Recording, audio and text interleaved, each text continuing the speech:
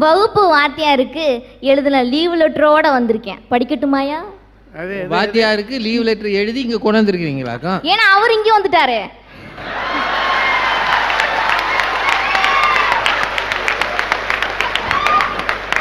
நான் எழுதின லீவ் லெட்டரை படிக்கிறேன். மதிப்புக்குரிய ஐயா அவர்களுக்கு வாயாலையும் வகுத்தாலையும் போவதால் 2 நாள் விடுமுறை தருமாறு மிக தாழ்மையுடன் வேண்டிக் கொள்கிறேன். இதாயா நான் அந்த லெட்டர்ல எழுதினேன்.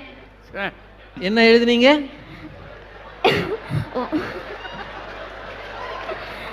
மதிப்புக்குரிய ஐயா அவர்களுக்கு வாயாலையும் வகுத்தாலையும் போவதால் 2 நாள் விடுமுறை தருமாறு மிக தாழ்மையுடன் வேண்டிக் கொள்கிறேன். ஐயா ஐயா விடுமுறை கொடுத்தாரா எடுத்தாராமா? அப்புறம் அவர் வாங்கி படிச்சுட்டு சொல்றேன் கேளு. நான் கேட்குறேன், சொல்லுங்க ஐயா. மதிப்புக்குரிய ஐயா அவர்களுக்குன்னு நிறுத்துமான்னாரு. நான் சொன்னேன், அதுக்கு நிக்காம தானே போகுது, நான் எங்கேயா நிறுத்துறது அப்படின்னு கேட்டேன்.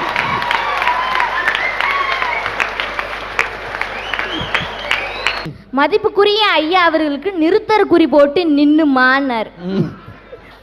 அப்புறம் சொன்னாரு உனக்குன்னு எழுதுமான்னு. நான் அதை எனக்கு நிக்காம போனதுனால நான் அவசரத்துல எழுதிட்டேன். இவ்வளவு நடந்திருக்கு, அவர் கல்லு மாதிரி உட்கார்ந்துருக்காரப்பா. எதுக்கு இன்னொரு தடவை அசிக்கப்படணும்னு அமைதியா உட்கார்ந்துருக்காருன்னு நினைக்கிறேன். அப்புறம் சொன்னாரு மாடு அசை போடுது அப்படின்னு சொன்னாரு. மாடு என்னதான் அசை போட்டாலும் கடைசியில போடுறதையும் போடும், புதுசா ஏதாவது போடுமா?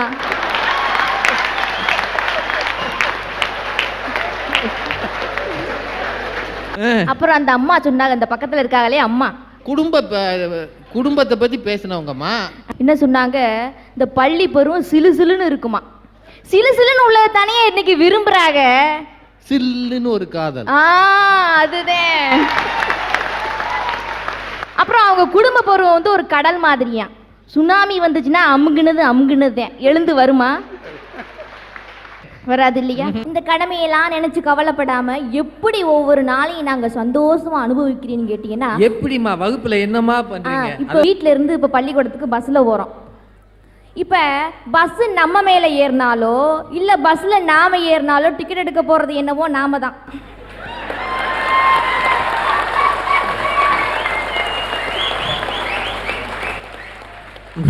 வாத்தியார் நல்லா சொல்லி கொடுத்துருக்காங்க. ஆனா இந்த பள்ளி பருவத்துல அதான் கிடையாது. முன்னால கேட்டா பின்னால கண்ணை காமிப்போம், பின்னால கேட்டா முன்னால கண்ணை காமிப்போம். எதுக்கு? டிக்கெட்டுக்கு. ஓ, கண்டக்டர் கேட்டா இப்படி முன்னால பின்னால இப்படியே எங்க வாழ்க்கை முன்னாலே ஓடிரும். அது தொடக்கத்துல இருந்தே முன்னால பின்னால தான் போயிட்டு இருக்கு. அப்ப இந்த கண்டக்டர் படுற பாடு என்னன்னா, முன்னாலையும் பின்னாலையும் தேடி தேடியே மத்தவங்களையும் கோட்டை விட்டுருவார். அதுல கிடைக்கிற சந்தோஷம் இருக்கே எங்கேயுமே கிடைக்காது. சரி, அங்கதான் அந்த சந்தோஷம் கிடைச்சிச்சுன்னு பள்ளிக்கூடத்து வகுப்புகளை போயிட்டோம்.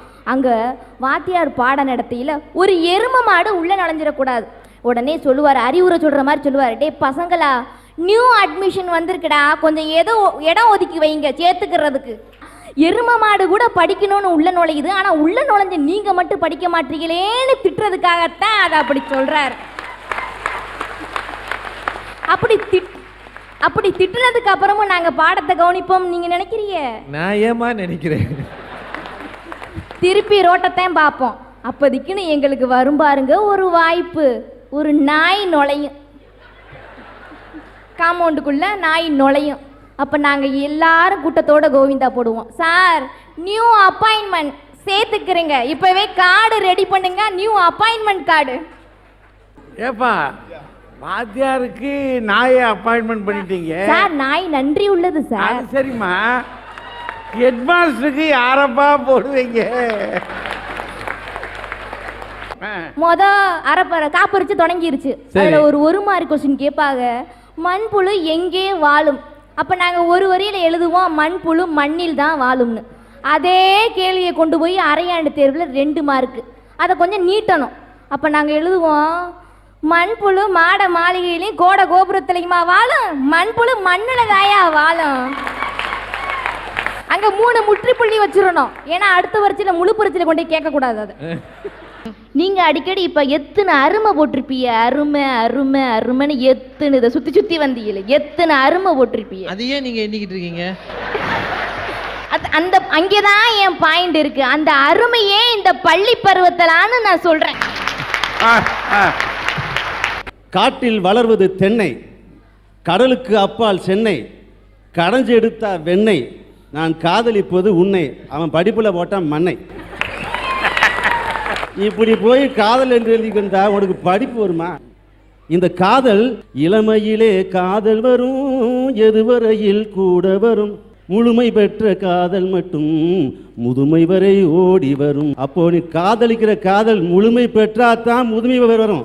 அப்படி முதுமை வந்து வந்தாதான் அங்கே அந்த வயசான காலத்தில் அந்த கணவன் மனைவி உட்கார்ந்துக்கிட்டு ஒருத்தருக்கு இருக்கக்கூடிய கஷ்ட நஷ்டங்களை, உன் கண்ணில் நீர் வடிந்தால் என் நெஞ்சில் உதிரம் கொட்டுதடி, என் கண்ணின் பார்வை என்றோ கண்ணம்மா என் உயிர் நின்னதென்றோ. அப்போ இந்த 50 வயசுக்கு மேலே போய் இந்த உன் காதல் அங்கே ஆரம்பித்த காதல் அங்கே காதலாக இல்லை, அன்பாக மாறுகிறது. அப்படி அன்பாக மாறுகின்ற அந்த காதல் நிலைத்திருக்கும். முழுமையான காதல் எங்கே வரும் போகணும்? முதுமை வரும் போகணும். ஆக அந்த முதுமை தான் காதலுக்கு முத்தாக்கு வைக்கும். நான் தமிழ்நாட்டில் சிவகங்கை மாவட்டம் இளையான்குடிக்கு அருகாமையில் ஒரு சின்ன கிராமத்தில் பிறந்தவன். என் தந்தைக்கு வருமானமே கிடையாது. என் தாய் தான் காலையில் 6 மணிக்கு போய் சாயங்காலம் 6 மணி வரையும் கருங்காலி உலக்கையை நெருங்க பிடிச்சி உழைச்சி அந்த உலக்கையை வச்சு குத்தி மாவை இடிச்சிட்டு சாயங்காலம் அவங்க கொடுப்பாங்க. எவ்வளோ தெரியுமா? 10 அணா. அன்னைக்கு இது 40 வருஷத்துக்கு முன்னால். அந்த 10 அணாவையும் அந்த சளிச்சம்னா மேலே வருவாங்க, கப்பின்னு சொல்லுவாங்க எங்கள் பக்கத்தில். அந்த கப்பியை கொண்டு வந்து கூழுக்கிண்டி என் தாய் என்னை ஊற்றினாள். என்னை ஒவ்வொரு படிக்கட்டாக என்னை உயர்த்தினாள். பிஏ முடித்தேன், எம்ஏ முடித்தேன், பிஎட் முடித்தேன். அந்த தாயோடைய தோற்றத்தை பார்க்கும் பொழுது என் மனதில் எவ்வளவு குரு இருக்கும். அந்த தாய் எனக்காக என்ன பாடுபட்டு இருப்பாள். அவள் உலக்கையை பிடிச்சி குத்தம் போதெல்லாம் எனக்கு விழுந்த இடி என்ன தெரியுமா? அது இடி இல்லை, எனது வெற்றி படிகள். ஒவ்வொரு உலக்கையும் பிடித்து குத்துகின்ற பொழுது அவள் அடைந்த இடிகள், அந்த இடிகள் அனைத்தும் எனக்கு வெற்றி படிகள். அதை நான் உணர்ந்தேன். எனக்கு அந்தமானுக்கு வந்தேன் 1981. எனக்கு வேலை கிடைச்சது. மாத சம்பளம் 823 ரூபா 1981. அந்த 823 ரூபாயில் 500 ரூபாய் நான் அனுப்புனேன். அவன் போய் வேலை பார்த்தானே, அந்த அந்த நிலையை அவன் நினைச்சு பார்க்கும் பொழுது அவருடைய மனதிலே என்ன வந்திருக்கும்? ஆனந்த கண்ணீரோடு அழுத கண்ணீர் தான், ரத்த கண்ணீர் தான் வந்திருக்கும். அந்த தாயை நான் நினைத்து பார்க்க வேண்டும். ஒரு தாய்க்கு நல்ல நன்றி செய்யாதவன் அவன் மனிதனே இல்லை.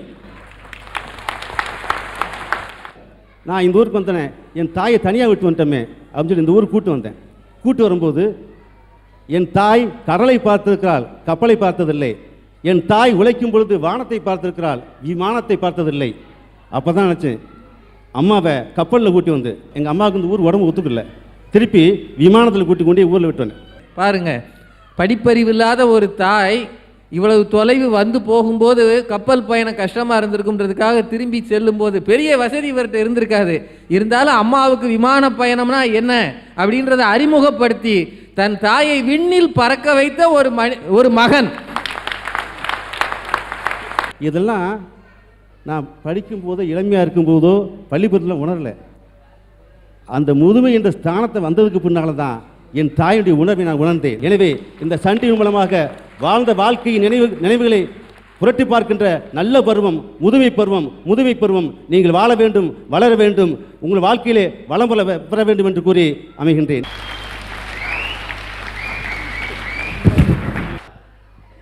நம்ம ஒரு கல்யாண வீட்டுக்கு போகிறோம். கல்யாணம் முடிஞ்ச உடனே நேர பந்திக்கு தான் போவோம். அங்கே வயிறார சாப்பிட்டுட்டு வெளியே வந்த உடனே தாம்பளத்தில் வெத்தலை கொடுப்பாங்க. அது நம்ம வசதியை பொறுத்தது. வெத்தலை பீடாக போடுறது வாய் சவுக்கிறதுக்காகவா? இல்லைங்கய்யா, ஜீரணமாகணும். நம்ம சாப்பிட்ட நல்ல சாப்பாடு நல்ல முறையில் ஜீரணமாகணுங்கிறதுக்காக தானே.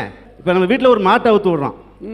அந்த மாடு பொழுதெல்லாம் வயக்காட்டில் மேய்ஞ்சிட்டு புல்ல சாயங்காலம் ஒரு மரத்தடியில் வந்து அழகாக படுத்துக்கிட்டு சுகமாக அசை போடுது. அது சாப்பிட்ட புல்ல மீண்டும் கொண்டு வந்து சீரணப்படுத்துங்கிற ஒரே காரணத்துக்காக தான் மாடு கூட ஜீரணம் பண்ணுவதற்காக அசை போடுகிறது.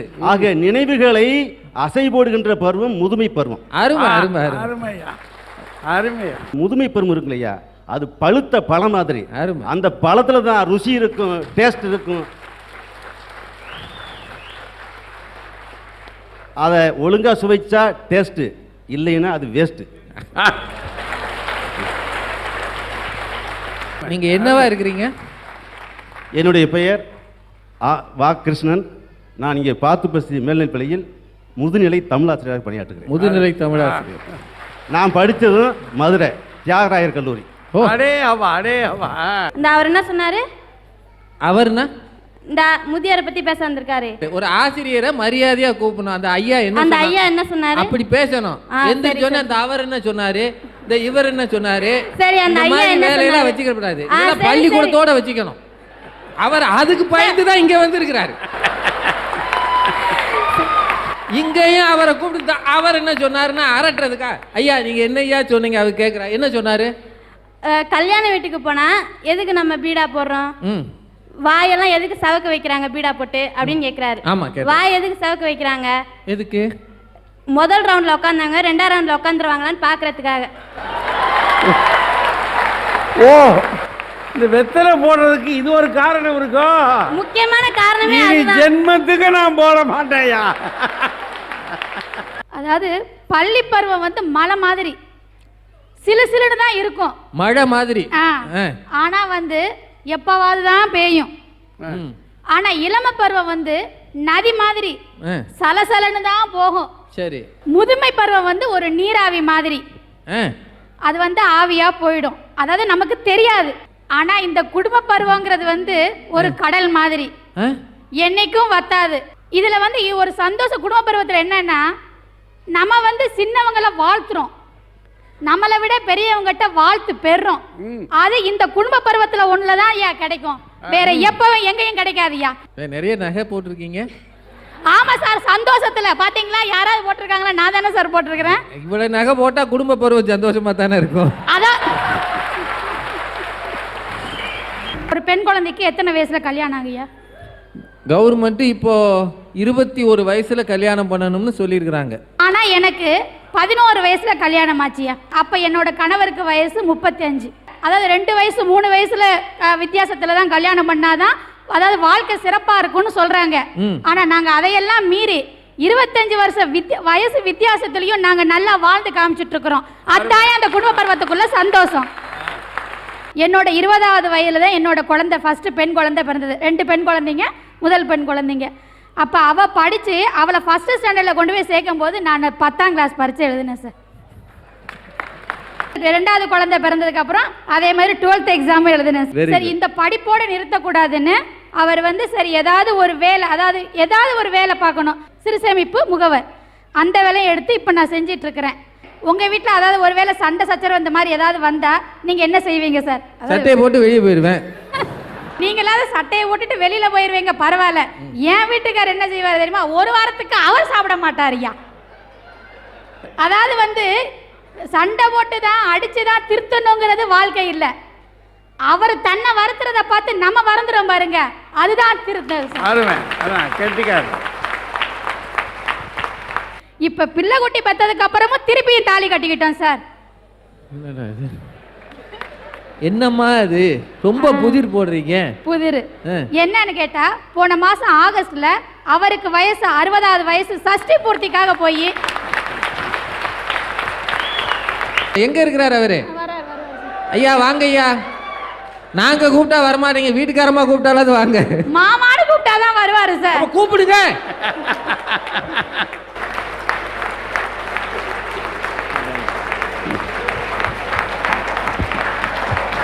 வாங்க வாங்க.